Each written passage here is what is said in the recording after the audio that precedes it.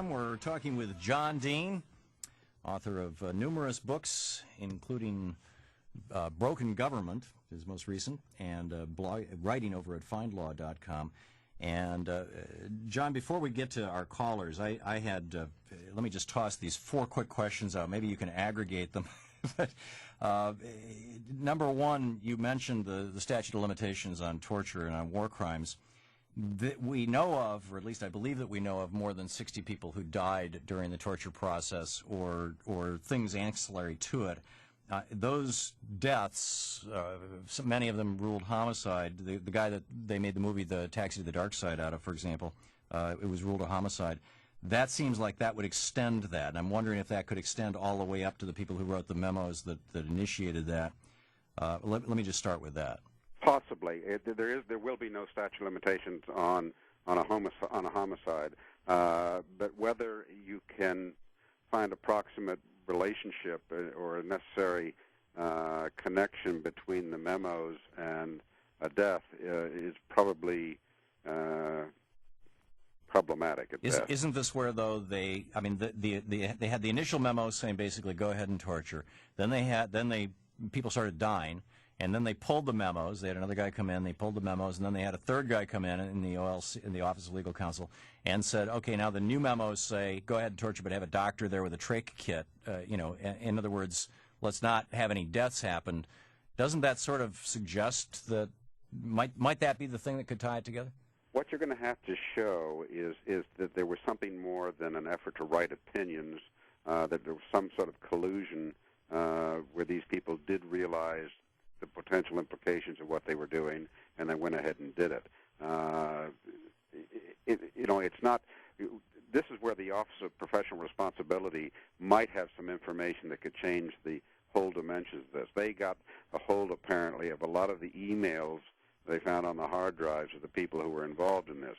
There was the so-called War Council, made up of Gonzalez and his deputy Flanagan and Addington from the Deep's office and Haynes from the Department of Defense. They really whether they were advocating or conspiring or trying to find legal advice, we don't know the answer to those questions yet. But as I say, to get through the statute of limitations for something that resulted in death, you're going to have to show some pretty clear collusion. Criminal conspiracy is in and of itself a felony. What's the statute of limitations on that, and what do you think of simply prosecuting them under conspiracy laws? That's possible, and that's a 5-year statute of limitations. Ouch. So that probably we're at the outer side of that right now. There are a number of statutes. In fact, one of the statutes that was most effective in Watergate was the conspiracy not only to obstruct justice, but the conspiring to do functions, I'm going to put it in lay language, do something other than, it's defraud the government. And you're defrauding the government by not doing what you're supposed to be doing in your job. In other words, writing torture memos is not what these people were supposed to be doing. If they were writing legal opinions, that's one thing. If they were conspiring to engage in torture, that's another.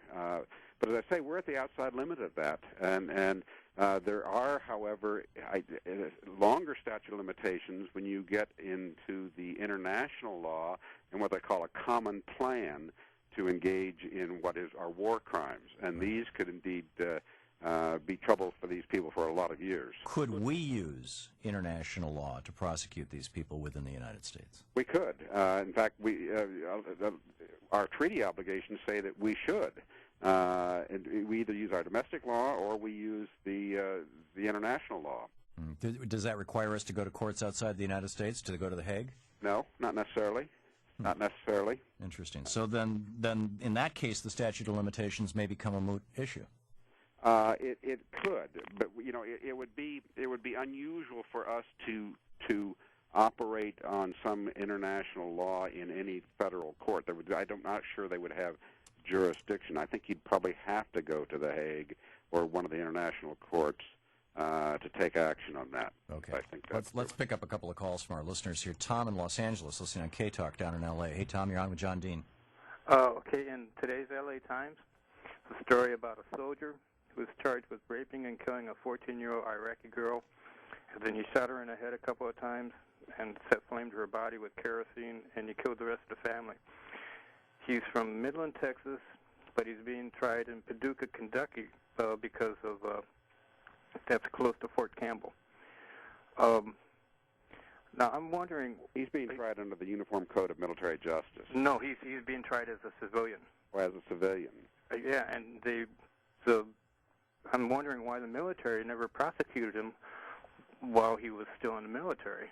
You know, are they being complicit with the crime? Are they trying to cover it up? I doubt that, but I'm surprised that he's not being tried under the UCMJ if indeed it happened in Iraq. So I don't know the answer to that question without more facts on the case. I'll look at the article because that's one of my daily papers. Okay.